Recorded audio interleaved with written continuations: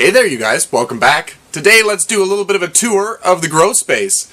It's been a long time. I don't know that I've done a tour this year. I'm not sure.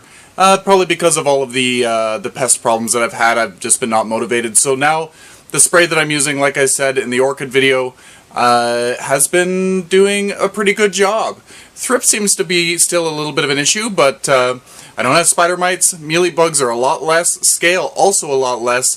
Thrip, that's a new thing for me, so I'm still trying to learn what to do with that one. So I've put up some sticky things and I spray it with the soap, but yeah. Anyway, I'm losing there I am. Back in focus, or back in frame. So anyway, I will just get to it. Let's walk around. Don't mind the mess. It's really full in here. It's hard to clean. I just moved around and tried to vacuum a few things, but yeah, there's a lot of stuff everywhere. So this spring we are probably also going to be putting some drywall up around. We're going to use the bathroom drywall so that humidity and mold, or the mold doesn't grow. It deters it, and we're also going to use like a bathroom paint. I don't keep things terribly moist in here, but just to be safe, I want to use stuff that's mold resistant. So anyway, let's get to it. Okay, so this is where the magic happens. This is where I do most of my videos.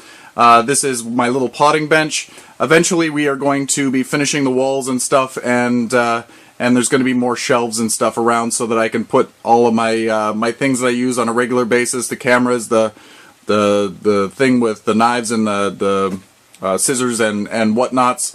That will all be off the table so I can eventually unfold this, and it can take up the whole potting bench. And then eventually I will move the soil back up onto the bench because it doesn't do me any good down on the floor. I need it where I'm going to be working. So over off to the side, this was, I ended up putting a grow light here with, this is an LED grow light. I put it there with some coleus seeds. I'm growing some coleus seeds so that they can maybe attract some mealybugs.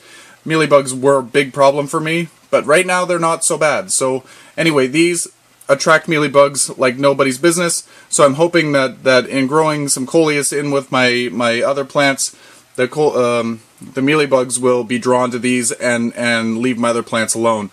It's easier for me to start a new coleus from a cutting and have it grow out than it is for me to, say, start another orchid. It's also a lot cheaper too. I could buy a packet of seeds super cheap. So over here we've got all of the tropical plants. They're all doing so well. Let me go to this angle. I'm not going to show you everything, but the elephant ears are doing really well comparatively to last year and the year before and the year before that. I always get spider mites, and the spider mites just completely destroy the leaves. Usually a leaf comes out and then it gets covered in spider mites, the webbing and stuff, and then the leaf will die within, I'm going to say, a month and a half. It yellows and dies, and then a new one starts to come. But it really sucks the life out of the bulb or out of the plant, and the leaves get smaller and smaller and smaller. So when they go outside, they've got to build up their energy again. But this year they're so much better because they've got the leaf. Like, I cut everything off. This leaf was an old leaf that it came in with. It's just starting to die back now. Same thing with over here. This is the Borneo King, and then the Borneo Giant is under here. This leaf here is for the Borneo Giant. Borneo Giant was a much smaller plant to start. The Borneo King was, I think I had that the year before. It overwintered one year in the grow space. But they're gonna really bounce back fast from being inside. And then I've got the ice cream banana in the back. It's got this big pot here, and I've been keeping everything really dry until just recently. So now you're starting to see the new growth starting to come out. I've got a new leaf here. I've got a new leaf here. There's a new leaf on the banana up here, and yeah. So we're seeing new growth everywhere.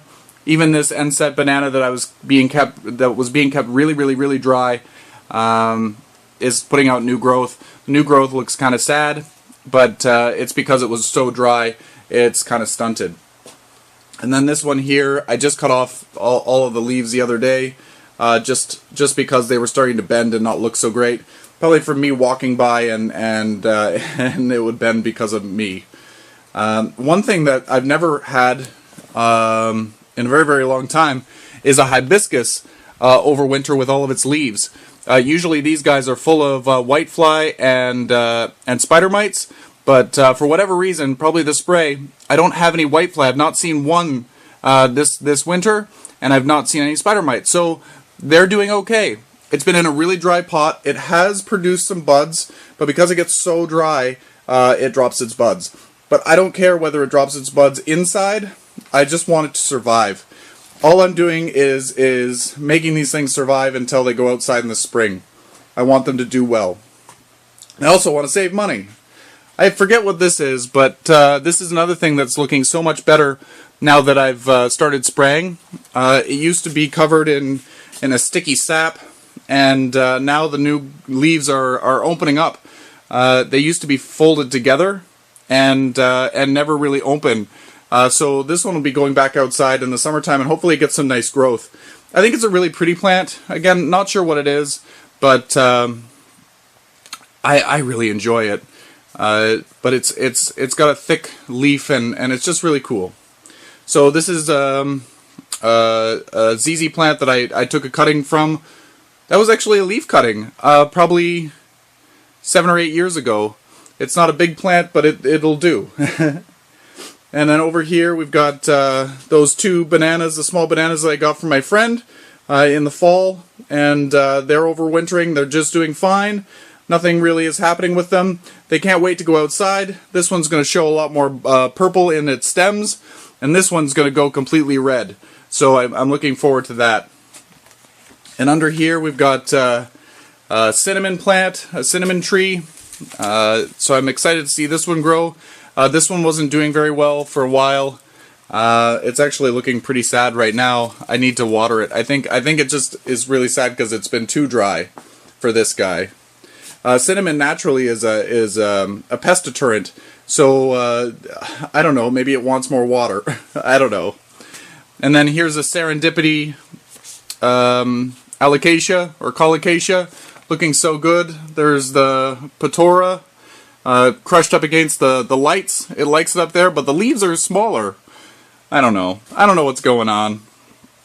So okay, I've got 1, 2, 3, 4 grow shelves, and they've both got, or all of them have 2 or 3 sets of lights. So on this one, everything is so tightly packed, you're not going to see everything. This is the Amorphophallus titanum. We've got some more ZZ plants. These ones we did from leaf cuttings a long time ago. I don't know. There's a little African violet in flower. We've got this elephant ear kalanchoe, or kalanchoe, whatever you want to call it. We've got some Tolumnias that are just growing. I want to pot these up. This one, the mount broke, so it's just sitting there on the shelf. I dunk it in water once a week at least, and make it a little bit happier. This is a new light that I'm using. This is an LED light. I think it's a 250 watt LED light. I have another one that I wanna utilize, but I'm actually going to get rid of this shelf in particular. I got this when I was in college. It's a perfect little shelf, but the lights just aren't as good as they used to be. This one uses T12, and there's only 2 bulbs, and it doesn't really give a lot of light. So this is what it used to give, and this is what it gives now with the new LED lights. So I'm actually going to get some of these adjustable shelves from Costco, another set, and I'm just going to replace this particular shelf, or this system, with that. I'm going to keep the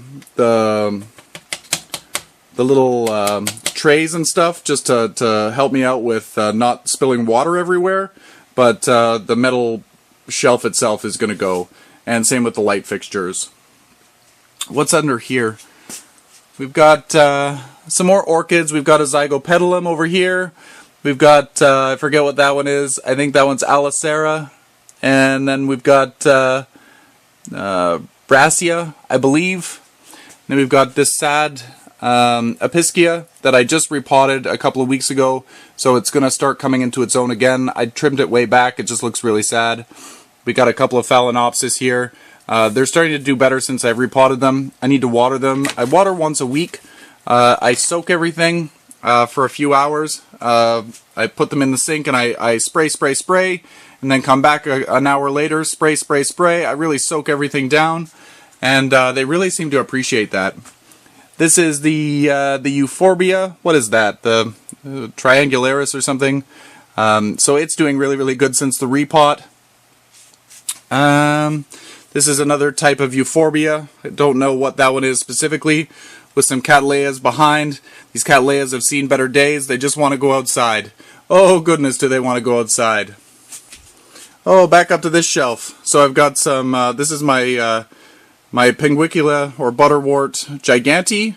And then I just bought a Morinensis here the other day, or a couple of weeks ago. And so I can't wait to do some leaf pullings. I used to have Morinensis all over the place, but for some reason they all died. I can't remember why. And I'm trying to do some leaf cuttings of the Giganti, and I don't know whether you're able to see, but right by my finger there's little nubbins starting to grow. So I just basically pulled the leaves off carefully and just put them on top of the soil surface. I'm using peat moss, and I use just regular tap water. It's best to use distilled water, but I use tap water. You want to have less than 160 parts per million for dissolved solids, but mine seems to be okay, so the carnivorous plants don't seem to care that much. Just make sure to flush out your pot from time to time, just to get rid of any salts. This one is a cross between a Zygopetalum and something else, I can't remember.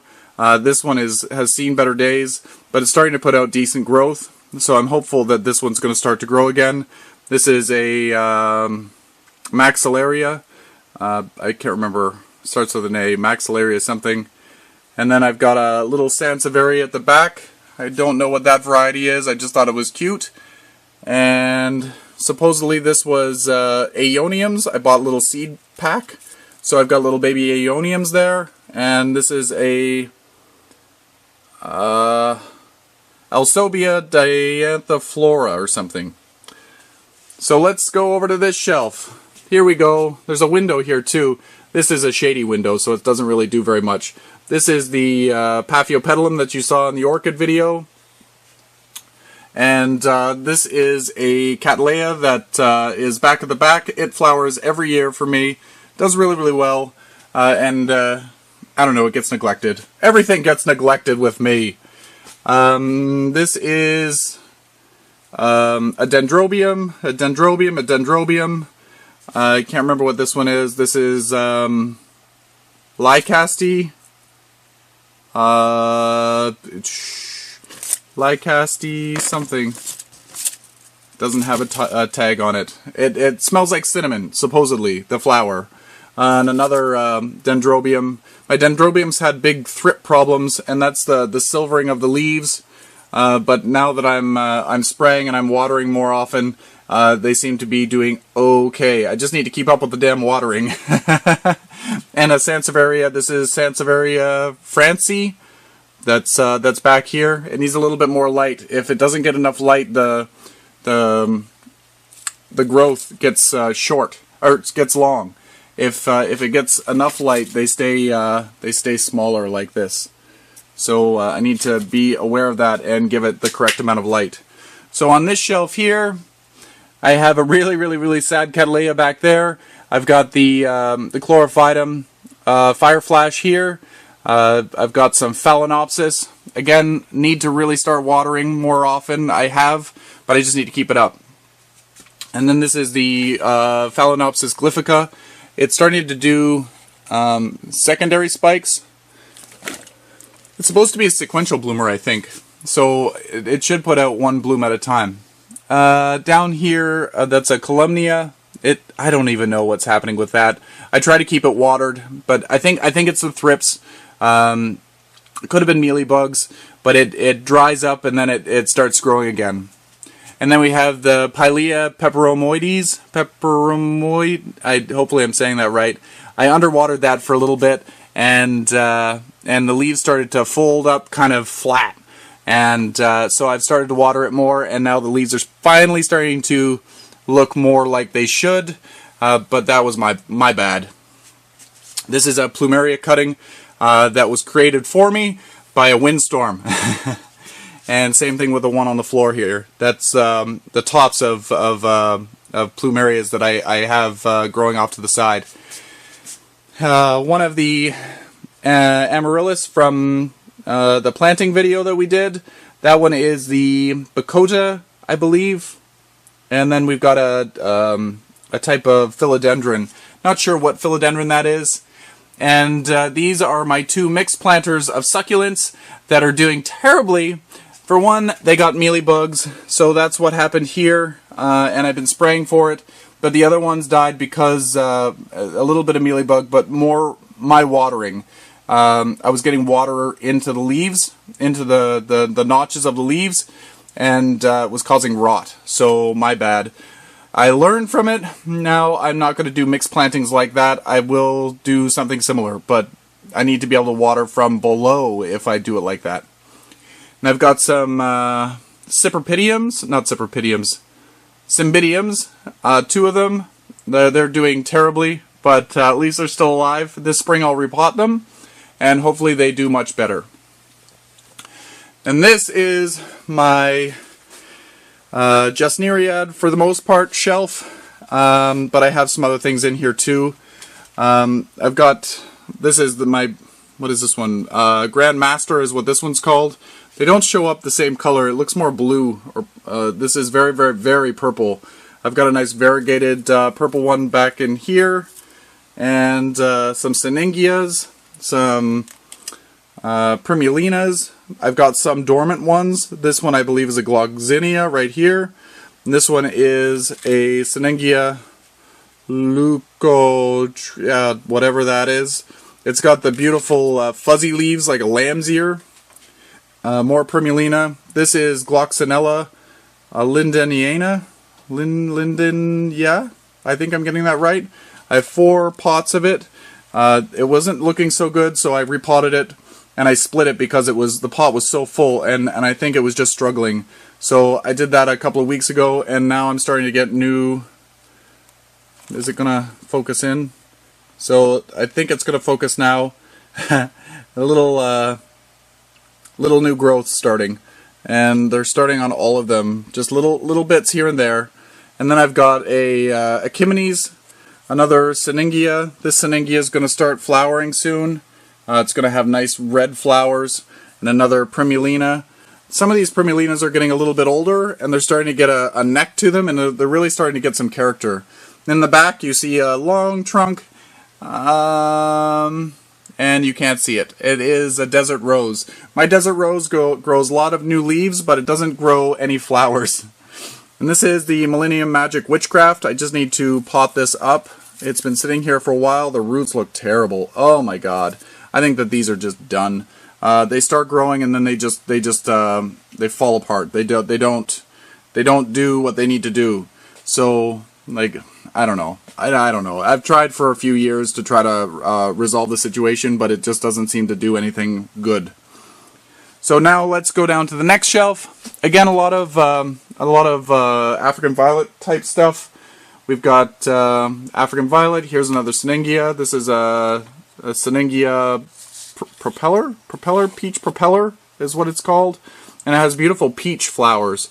And then another Primulina. We've got Gasteria. I think this is Echeveria. Gasteria. Grapetalum, I think. So there's a lot of different things, mostly African violets though. And then an agave, and I'm not sure what this is. This resembles like an onion to me. And then there's a little crassula back in the back. I've got all kinds of shelves with pots on here. Oh my god, I need to go through the pots. I've been trying to go through and wash them so I can just have the ones that I need or can use available, and then when I'm washing them, I'm trying to figure out whether they're good enough to keep. And then here is the last plant shelf that I have at the moment.